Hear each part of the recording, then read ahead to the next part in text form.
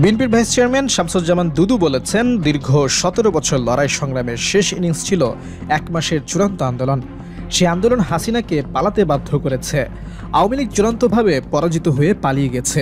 এই পালিয়ে যাওয়ার মধ্য দিয়ে গণতন্ত্রের সম্ভাবনা দেখা দিয়েছে। তাই গণতন্ত্রের জন্য নির্বাচনটা এখন জরুরি।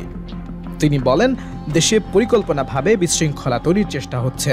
যদি বিশৃঙ্খলা হয়, নির্বাচন হবে না। নির্বাচন না হলে ফেসিবাদের উল্লাস আবারও দেখা যাবে। তাই বিশৃঙ্খলা বাদ দিয়ে জাতীয় ঐক্য ধরে রাখতে হবে। বিশৃঙ্খলা যদি বাদ দিতে না পারি, তাহলে ষড়যন্ত্রকারীদের হাত শক্তিশালী হবে। সেজন্য ছোটখাটো বিষয়গুলোকে পরিত্যাগ করতে হবে। বুধবার জাতীয় প্রেসক্লাবের জোহর হোসেন চৌধুরী হলে এক স্মরণ সভায় তিনি এসব কথা বলেন।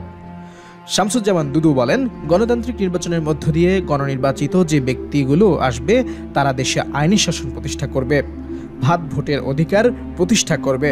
যাদের প্রত্যাশায় মানুষ এখন বসে আছে, তারা হচ্ছেন বেগম খালেদা জিয়া, তারেক রহমান। আগামী সরকার বেগম জিয়া, তারেক রহমান এবং জনগণের সরকার। বিএনপির এই ভাইস চেয়ারম্যান বলেন, বাংলাদেশ এখন একটা সংকটকাল অতিক্রম করছে।